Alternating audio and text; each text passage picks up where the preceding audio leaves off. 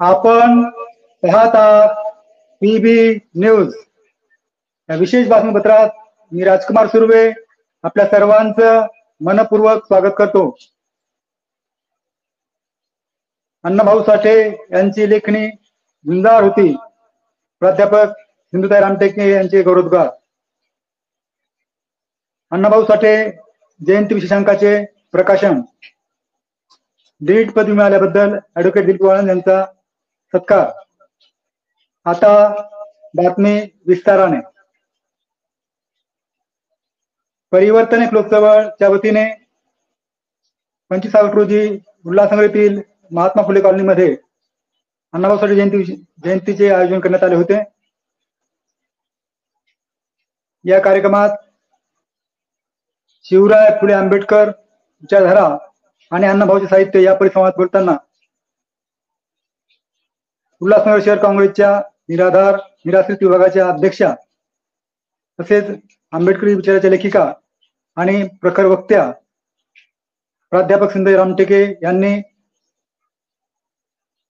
अण्णाभाऊ साठे यांची मूळ प्रेरणा ही शिवराय फुले आंबेडकर हीच होती आणि अण्णाभाऊ साठे यांनी आपली उत्कृष्ट कलाकृती फकीरा ही महामानव डॉक्टर बाबासाहेब आंबेडकरांना अर्पण केली. त्या अर्पण पत्रकात ते असे म्हणतात, ही कलाकृती मी बाबासाहेबांच्या झुंजार लेखणीला अर्पण करतोय. बाबासाहेबांसारखीच अण्णाभाऊ साठे यांची सुद्धा लेखणी झुंजार होती, असे गौरवोद्गार यावेळी बोलताना प्राध्यापक सिंधुताई रामटेके यांनी काढले. चळवळीच्या वतीने आयोजित केलेल्या परिसंवादामध्ये संत रोहिदास विचार प्रबोधन मंडळाचे महाराष्ट्राचे कार्यवाहक ॲडव्होकेट दिलीप वाळंज, त्याचबरोबर परिवर्तन चळवळीच्या वतीने चळवळीचे प्रदेश अध्यक्ष दीपक सोनवणे यांनी या परिसंवादामध्ये सहभाग घेतला. परिवर्तन चळवळीच्या महासचिव मालती गवळी यांच्या अध्यक्षतेखाली झालेल्या कार्यक्रमामध्ये चळवळीचे संयोजकांनी सुद्धा सहभाग घेतला. या कार्यक्रमात बोलताना ॲडव्होकेट दिलीप वाळंज यांनी अण्णाभाऊंना अभिवादन करून कायदेविषयक सविस्तर माहिती दिली. ॲट्रॉसिटी ऍक्ट याबाबत अधिक विस्ताराने त्यांनी माहिती दिली. या परिसंवादामध्ये चळवळीच्या वतीने सहभाग घेताना प्रदेशाध्यक्ष दीपक सोनवणे यांनी अण्णाभाऊ साठे यांचे साहित्य या विस्ताराने त्याची मांडणी केली. त्याचबरोबर अण्णाभाऊबाबत असलेले गैरसमज हे सुद्धा त्यांनी मांडले. याच कार्यक्रमात परिवर्तन चळवळीचा अण्णाभाऊ साठे जयंती विशेषांक क्रांतिकारी साहित्यिक याचं प्रकाशन करण्यात आलं. तसेच या कार्यक्रमात ॲडव्होकेट दिलीप वाळंज यांना महात्मा गांधी फाउंडेशन नेपाळचा जो डीलिट बहुमान मिळाला, डीलिट पदवी मिळाल्याबद्दल परिवर्तन चळवळीचा त्यांचा सन्मान करण्यात आला. या कार्यक्रमाला प्रमुख अतिथी म्हणून वंचित बहुजन आघाडीचे उल्हासनगर शहर प्रवक्ता प्राध्यापक सुरेश सोनवणे, वंचित बहुजन आघाडीचे ज्येष्ठ पदाधिकारी दिवाकरजी खळे, त्याचबरोबर परिवर्तन चळवळीचे ठाणे जिल्हा संघटक युवराज भगत, प्रसंग मागासवर्गीय संस्थेचे संस्थापक अध्यक्ष प्राध्यापक डॉक्टर गजपाल इंगोले, परिवर्तन चळवळीचे उल्हासनगर प्रभारी बाबासाहेब साठे आणि आनंद साबळे आदी मान्यवर उपस्थित होते. बघूया बातमी विस्ताराने.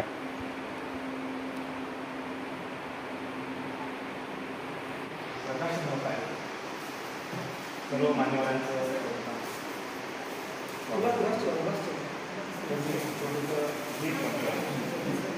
दूर करूनी आपल्या जीवनातील अज्ञानाचे काटे, घोर विचारवंत लाभले माझे अण्णाभाऊ साठे, घोर विचारवंत लाभले माझे अण्णाभाऊ साठे.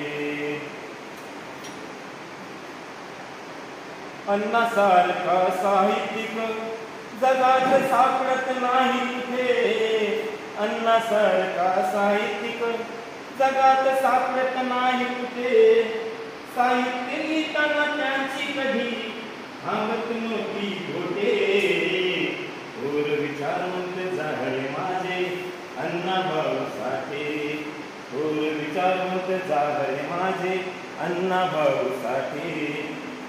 अण्णाच्या साहित्यातून समाज प्रबोधन भेटे, अण्णाच्या साहित्यातून समाज प्रबोधन भेटे.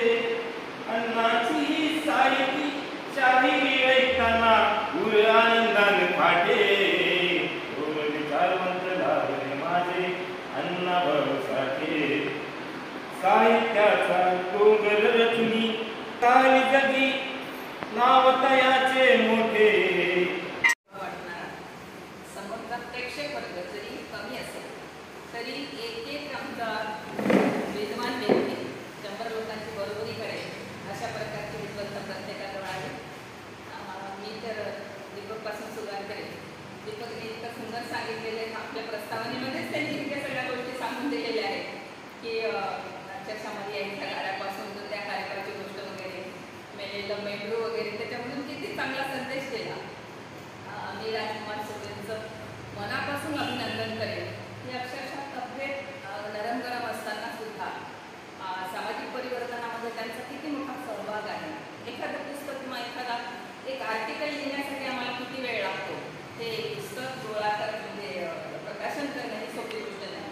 सगळ्या लेखकांना जमवणं त्यांचं ते साहित्य घेणं त्याच्यामध्ये सगळं छपाई काम असतं, त्रुटी असतात बऱ्याचशा, दुःखदृष्ट असतं, त्याची किंमत ठरवायची असते. म्हणजे फार मोठं काम असतं. या अवस्थेमध्ये ते हे सगळं काम करतात. आंबेडकर जयंती विशेषांकसुद्धा त्यांनी काढलेला आहे आणि हा विशेषांक आहे. खरोखर आपल्या सर्वांतर्फे मी त्यांचं मनापासून कौतुक करते. अशाच प्रकारचे म्हणजे नावच त्यांच्या चळवळीचं परिवर्तन ही चळवळ आहे आणि याच्यामधून खरंतर खूप मोठं परिवर्तन हे घडून येईल मी अशी आशा करते. आणि अण्णाभाऊ साठेंचं जे काही सरांनी त्या निमित्ताने अगदी कायदेशीर तज्ज्ञ म्हणून मी त्यांना सरांचं पण मी मनापासून अभिनंदन करते की त्यांना जी काही डॉक्टरेट मिळालेली आहे आणि ही साधी गोष्ट नाही आहे. आणि जेव्हा आम्ही सर 11वीला असताना त्या मराठवाडा विद्यापीठामध्ये आंदोलन करत होतो. आम्हाला काही कळत नव्हतं आंदोलन म्हणजे काय असतं, मोर्चा म्हणजे काय असतं, हे काहीच कल्पना नव्हती. पण या नामांतरण लढ्यामध्ये आमचा खूप मोठा सहभाग आहे. गंगाधर गाडे यायचे, प्रीतम कुमार शेगावकर यायचे आणि चला मोर्चा काढायचा वगैरे तर आम्ही असं त्याच्या मागे जायचो आणि त्या घोषणा आणि ते सगळं सामायिक एकता वगैरे बघून आम्हाला खूप असं चांगलं वाटायचं. आणि बरेचदा आम्ही त्या हर्सूल जेलमध्ये सुद्धा जायचं सर, त्याच्यामध्ये सुद्धा बंद दिला. आणि अशा प्रकारे ते 17 वर्ष सगळं मोठा लढा आणि त्याच्यामध्ये खूप अन्याय अत्याचार झाले आणि भयंकर अक्षरशः देश हादरला होता त्या अत्याचाराने. आणि तेव्हा कुठे ते नामांकन झालं. पण खरोखर डॉक्टर बाबासाहेब आंबेडकर विद्यापीठ असंच नाव दिले. डॉक्टर सरांनी खूप चांगला मोठा मानून भारतरत्न हे एवढी मोठी जिथे सर्वोच्च पदवी बहुमान आहे तो बाबासाहेबांच्या मागे नव्हता. ते त्यांना लक्षात आलं आणि त्यांनी हे सगळं करून घेतलं. ते सोपं काम नाही. मी सरांचं सुद्धा मनापासून अभिनंदन करते. आणि कायदेशीर सल्ला त्यांनी इतका छान दिलेला आहे की ॲट्रॉसिटी ॲक्ट आपल्याला फक्त लावला का नाही पण त्याची कलम काय आहे ही त्यांनी चांगलं समजावून सांगितलं. आणि ती खरंच आपलं पाठ असलं पाहिजे. कारण ॲट्रॉसिटीचे केसेस किती घडतात, किती म्हणजे दरदिवशी घडतात आणि न्याय मला वाटतं ते जे काही मुठभर लोक आहेत त्यांनाच न्याय मिळत असेल. कालचीच मुलगी आता खरं तर ॲट्रॉसिटी त्याच्यावर दाखल व्हायला पाहिजे होती परंतु काहीच झालेलं नाही. आणि ते मस्तपैकी तो गुन्हेगार मोकाट फिरतोय आणि आपण सगळेजण पाहतो मीडिया क्षेत्र आहे सगळं, तरी पण हे असं का घडतं? कारण आम्ही उदासीन आहोत, आम्हालाच काही माहिती नाही, आम्ही ते प्रकरण लावून भरलेलं नाही. हे या सगळ्या माध्यमातून या परिवर्तनाच्या माध्यमातून हे झालं पाहिजे. आणि अण्णाभाऊ साठेंचं जे काही साहित्य आहे हे आपल्याला हेच शिकवतं. सरांनी जे काही गाणं गायलं त्यांनी म्हटलं की त्यांची लेखणी कधी थकली नाही. खरंच थकली नाही. 1.5 दिवसाची शाळा आणि खरंच त्या शाळेमध्ये जर अण्णाभाऊ गेले असते तर आणखी या देशाचा इतिहास मला वाटतं आणखी काहीतरी वेगळा घडला असता. 40 कादंबऱ्या गंमत नाही ना. फकीरा कादंबरी म्हटल्यानंतर सरांनी म्हणजे सांगितलं की अक्षरशः पहिल्याच पानावर म्हणजे त्या बाबासाहेबांना त्यांनी अर्पण केलेल्या झुंजार लेखणी असं म्हटलेलं आहे. आणि त्यांची सुद्धा तिथे झुंजार लेखणी होती. आणि 40 पुस्तके दिल्यानंतर काही लोकनाट्य, त्याच्यानंतर कथासंग्रह लिहिला. आणि खरंच आपण फकीरा वाचली का ती घराघरापर्यंत पोहोचली का प्रश्न हा आहे. घराघरापर्यंत ही कादंबरी का नाही पोहोचली? चित्रपट एवढा मोठा निघाला. मला प्रश्न पडतो एखाद्या प्रस्थापित साहित्याने खरंच फकीराची मनोर वाचली असेल का? नसेल वाचली. आणि आम्ही काय वाचलं लहानपणापासून? श्यामची आई आम्ही घराघरात पोहोचवली, बरोबर आहे. श्यामच्या आईने काय म्हटलेलं आहे? श्यामच्या आईचा मी प्रचंड आदर करते. ती आमची सुद्धा आई आहे, तुमची सगळ्यांची भारतीयांची आई होती. आणि तिने आपल्या मुलांवर त्या काळामध्ये जसे संस्कार करायचे ते केले. प्रवाहाच्या विरुद्ध पोहण्याची हिंमत फार थोड्या लोकांमध्ये असते कारण खूप दमछाक होते. आणि ती त्या संस्कार कशा प्रकारे केले काय सांगितलं श्यामच्या आईने? किती बघ महारीन दारात आलेली आहे श्याम, तिने मोडी आणलेली आहे आणि ती महारीन रिक्वेस्ट करते की मला खूप भूक लागते, दया याचना करते की मला काहीतरी द्या. मोडी आणली.